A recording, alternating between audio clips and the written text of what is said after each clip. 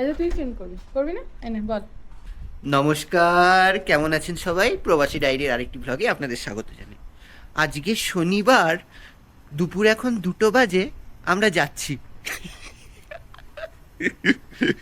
আজকে শনিবার, এখন দুপুর 2টো বাজে। তো আমরা ভাবছিলাম যে আজকে কী করা যায়।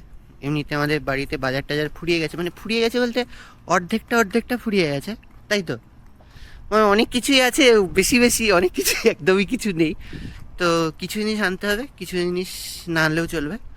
তো তাই জন্য আমাদের বাজারে তো যেতেই হবে। আর এদিকে গতকাল আমরা একটুখানি ল্যাদ খেয়ে গেছিলাম।